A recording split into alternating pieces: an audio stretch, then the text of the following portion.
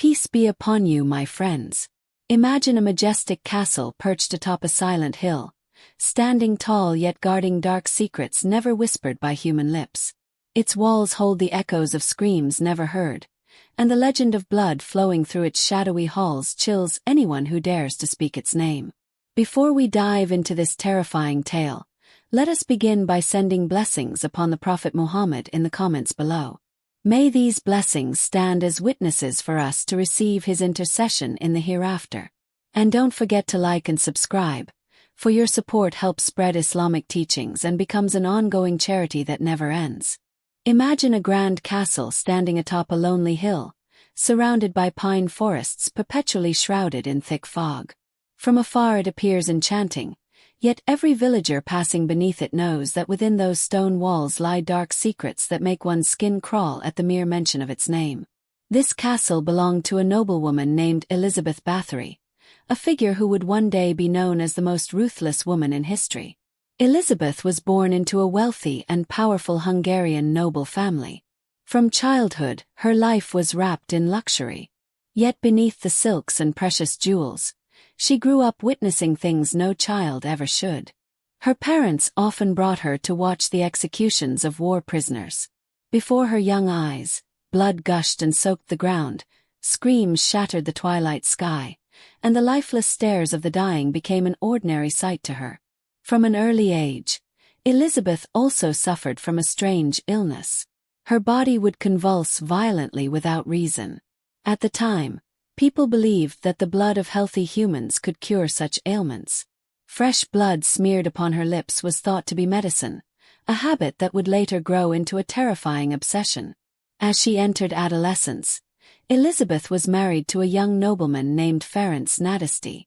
The union joined two of the most influential families in the kingdom, and as a wedding gift they were given a grand castle called Countess. It was here that Elizabeth's new life began. At first, everything seemed normal, but the dark habits formed in her childhood gradually resurfaced. Her husband was often away, leading battles against the Ottoman Empire. In the solitude that crept through the castle's corridors, Elizabeth began to fill her days with peculiar rituals. In secret chambers, she would gaze into a massive gold-framed mirror, admiring her own beauty. Yet behind her reflection lurked a growing fear of aging. Every small wrinkle that appeared on her face filled her with rage. Every whisper from her maids about her beauty stirred suspicion in her mind. And on dark nights, strange sounds were heard from behind the castle walls, muted screams, stifled sobs, and the faint metallic scent of blood seeping beyond the stone barriers. The villagers began to whisper, but none dared approach. For those who entered the castle never returned. This story begins at the moment when those terrifying rumors first spread throughout the village. A rumor about a beautiful noblewoman who bathed in blood to preserve her beauty. That night, the winter wind howled fiercely over the hills of Transylvania. Small lanterns swayed in the corners of the castle, casting flickering light upon moss-covered stones. Inside, Elizabeth sat on a gilded wooden chair, her sharp eyes fixed unblinkingly on a massive mirror. Behind her stood an old servant named Dorca, a woman who would later become her most trusted companion in the darkest of rituals. Dorca approached and whispered softly, her voice hoarse like the midnight wind. She spoke of an ancient teaching, that the blood of a pure young maiden held the power to slow the ravages of aging.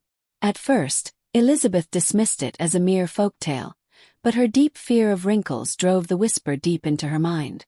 From that day on, her fascination with blood grew stronger, like a small flame slowly consuming her entire being. Months after the death of her husband, the castle changed drastically. The young maids working there began to vanish one by one. At first, people assumed they had run away or moved to another village. But soon, nearby villages noticed a terrifying pattern. Every girl who entered the castle for work was never seen again. In the damp and shadowy basement, narrow corridors echoed with the clinking of chains. It was there that Elizabeth first attempted her ritual. A frightened village girl was tied to a wooden pillar, her body trembling with cold and terror. Dorca handed her mistress a small knife. With trembling hands fueled by obsession, Elizabeth made a thin cut along the girl's arm. Fresh blood dripped, flowing into a stone bowl. When the blood touched her skin, Elizabeth felt a strange warmth surge through her body, her heart pounding as if she had uncovered a long-lost secret. From that night onward, the rituals became routine. The underground corridors transformed into chambers of torment, complete with whips, chains, and heated irons. Every scream that echoed within was swallowed by the thick stone walls, never reaching the outside world. Yet the faint metallic scent of blood carried by the wind sometimes reached the nearby villages, stirring unease and fear among the people. Rumors spread rapidly. Parents forbade their daughters from leaving the house at dusk. But the lure of the high wages Elizabeth offered for castle work was too strong for many poor girls to resist. They arrived with dreams of a better life, only to find themselves in cold, dark corridors, where their lives ended without a trace. That autumn brought with it a bone-piercing chill. In the small village nestled at the foot of the castle's hill, news of job openings at the Bathory estate spread quickly. Young maidens flocked there in their finest clothes, hoping to be chosen as servants within the grand castle. None suspected that the wide-open gates were in fact the threshold to a horrifying fate. Elizabeth Bathory observed them from a high balcony, her face graced with a gentle smile while her eyes concealed a dark secret. Beside her stood Dorca and two loyal servants, all of whom had grown accustomed to the blood and screams that would soon echo through the halls. Behind Elizabeth's elegant demeanor, a carefully laid plan awaited. The girls would be welcomed warmly, given clean clothing, delicious meals, even promises of a better life. All of it was a facade to mask what truly awaited them in the underground chambers. On the very first night, faint screams were heard in the shadowy corridors. The first missing girl was always assumed to have run away. But the following day, another disappeared. And then another. Within weeks, dozens of young women had vanished without a trace. Their families, desperate for answers, were met only with cold replies from the castle guards, claims that the girls had moved on to work in another city. The answer was always the same, devoid of warmth or explanation. Meanwhile, in the torture chambers, Elizabeth refined her new ritual. She no longer merely drank the blood of her victims, she began bathing in it. She believed every drop that touched her skin was a divine gift preserving her youth. The more blood she had, the greater her obsession grew. She even began selecting her victims carefully, targeting only virginal young girls, whom she believed possessed the purest blood. The walls of the castle slowly became stained with dark marks that never fully disappeared, no matter how many times they were scrubbed clean. The heavy metallic scent of blood clung to the air, causing the remaining servants to tremble with each step through the underground corridors. Yet none dared to rebel. Their fear of Elizabeth's wrath far outweighed any pity they might have felt for the victims. From the outside, the castle still appeared beautiful and grand. But for those trapped within, every door was a snare, every hallway a dead end, and every night a final prayer, one that would never be answered. The next winter arrived sooner than expected. Snow blanketed the hills and trees surrounding the castle, making it appear like a fairy tale palace from afar. Yet within its walls, the frigid air mingled with the sharp metallic scent of blood. Every step along the stone corridors echoed faintly with unending screams. The castle had now transformed into a labyrinth of death. Elizabeth Bathory sank deeper into her obsession with immortality. Each day she stood before the massive mirror in her chamber, staring at her own reflection. Every tiny wrinkle at the corner of her eyes enraged her. Every shadow of aging only fueled her thirst for blood. Dorca, her loyal servant, stoked her madness with whispers of ancient rituals said to preserve beauty forever. Each whisper was followed by an act, and each act cost another life. The underground cellars, once used for storing wine, had become chambers of torment. Chains hung from the ceiling, large buckets brimmed with remnants of blood, and the stone walls were stained with dark marks that could never be scrubbed clean. Young maids newly arrived at the castle were lured there under the guise of health examinations. Once the heavy wooden door closed behind them, none ever came out alive. The villagers grew increasingly restless. Each week another girl vanished. Search parties were formed, yet none dared approach the castle gates. Their fear of the noblewoman was too great. Rumors began to spread of demonic rituals, of Elizabeth bathing in blood under the full moon, and of corpses being dumped into the river behind the castle. Until one night, a young girl managed to escape. Her body was covered in whip marks and gashes, yet she reached the village before collapsing. With trembling breath, she recounted what she had seen inside. Corridors lined with corpses, Elizabeth's laughter mingling with screams, and a massive stone bathtub always filled with fresh blood. The news spread swiftly. The village erupted into chaos. And for the first time, courage began to stir among those who had long remained silent. Reports of Elizabeth's atrocities soon reached the ears of other nobles and the royal family. A secret investigation was quietly set into motion. But Elizabeth remained unaware that the shadow of her downfall was already closing in. As ChatGPT. A thick fog blanketed the hills that morning as a contingent of royal soldiers quietly ascended toward Bathory Castle. They were led by Georgie Thurzo, Elizabeth's cousin, who had been ordered directly by the crown to investigate the horrifying rumors that had long haunted the surrounding villages. No sound accompanied their march except the clatter of horses' hooves against the snow-slick cobblestone path. Each soldier carried a lantern, bracing themselves for something beyond their darkest imagination. The village at the foot of the hill had already relayed the testimony of the girl who escaped. Her body was covered in whip marks and binding scars, her hands trembling each time she recalled the dark corridors where her friends had been tortured. Her words alone were enough for the crown to act. Yet they knew confronting a noblewoman like Elizabeth was no simple task. Her blue-blooded status made legal execution nearly impossible. Undeniable evidence had to be found. That same night, under a moon veiled by drifting clouds, they arrived at the castle gates. From the outside, the fortress appeared silent, like a lifeless monument. But through the tall windows, faint torchlight flickered. Thurzo signaled his men. The massive doors were forced open with a resounding crash that echoed through the halls, startling servants who scattered in panic. Corridor by corridor they searched. A foul stench struck their senses the moment one of the cellar doors was opened. Inside lay a sight that would forever scar their memories. Bodies strewn across the stone floor, some still hanging from chains, others crumpled lifeless with open wounds. Blood had long dried into black stains along the walls, while a few survivors whimpered faintly, barely clinging to life. At the center of the room stood Elizabeth Bathory beside a massive stone tub filled with crimson liquid. Her eyes were unblinking, her face pale yet eerily calm, showing no trace of guilt. As the soldiers approached, she only offered a thin smile and whispered words no one could understand. The sounds resembled an ancient incantation, chilling the air and tightening the chests of all who heard it. Without significant resistance, Elizabeth was captured. Yet her gaze remained piercing, as though carrying a promise that the terror was not truly over. And that night, the castle long filled with screams finally fell into the hands of the crown.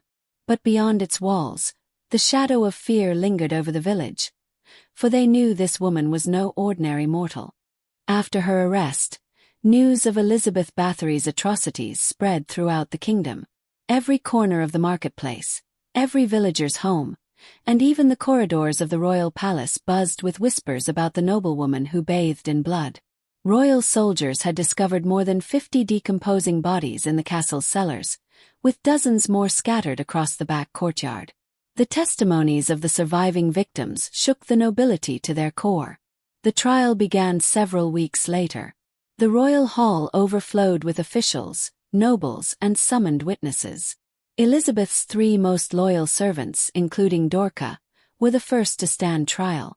Their confessions revealed horrifying details: how Elizabeth ordered the tortures, how the victims' blood was collected, and how young girls were lured with promises of employment.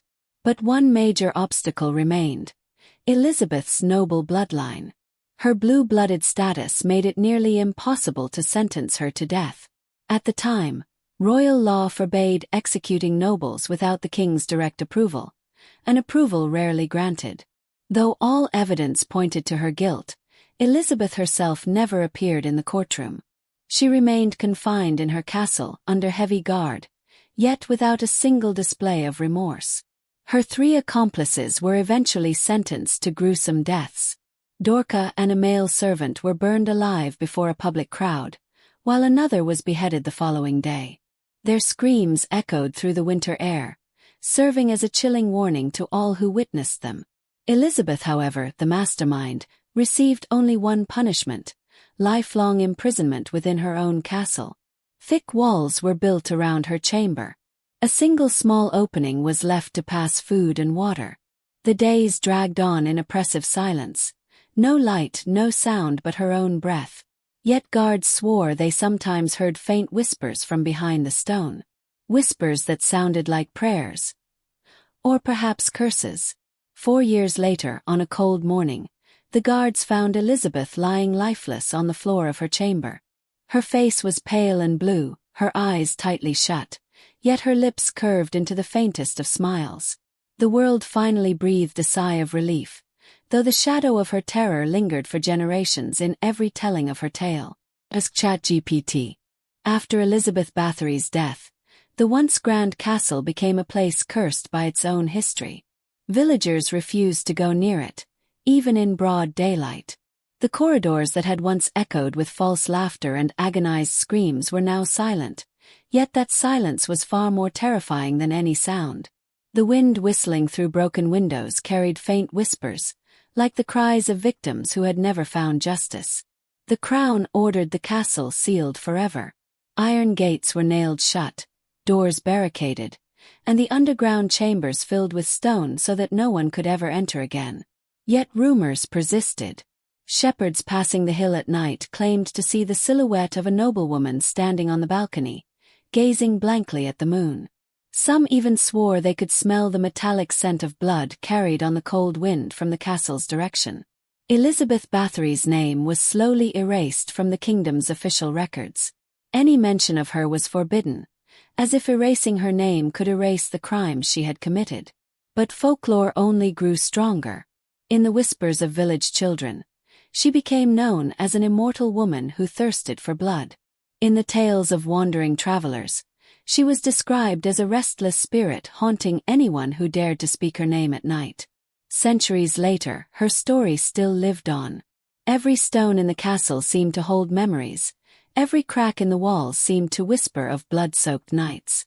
And though her body had long since rotted in the earth, the shadow of Elizabeth Bathory continued to haunt the world. A reminder that evil can hide behind the fairest of faces, and that the deepest darkness can be born within the most opulent places. The castle now stands as a silent monument, gazing emptily down upon the valley below. No one knows whether the souls of the victims ever found peace, or if they still linger within those stone walls, waiting and watching anyone who dares to draw near. Imagine how this dark tale serves as a mirror to how the human heart can be consumed by greed and worldly obsession. Elizabeth Bathory, a noblewoman who possessed everything, fell into the deepest depths of sin in pursuit of fleeting beauty. In the Quran, Allah reminds us in Surah Al-Hadid, verse 20, "Know that the life of this world is but play and amusement, adornment and mutual boasting among you, and competition in increase of wealth and children. It is like rain whose resulting plant growth pleases the tillers. Then it dries and you see it turning yellow. Then it becomes scattered debris." This verse is a warning that worldly luxuries are temporary, and anyone attached to them without faith will inevitably be led to ruin. From this story we learn that no matter how high a person's status, if they lose their fear of Allah, they can easily fall into unimaginable evil. The lesson is clear. Never be deceived by this fleeting world. Beauty, power, and wealth are not guarantees of eternal happiness. Only a heart that constantly remembers Allah and is grateful for His blessings will find true peace. Let this story serve as a reminder to guard our faith and turn away from the whispers of Satan that lead human hearts toward corruption.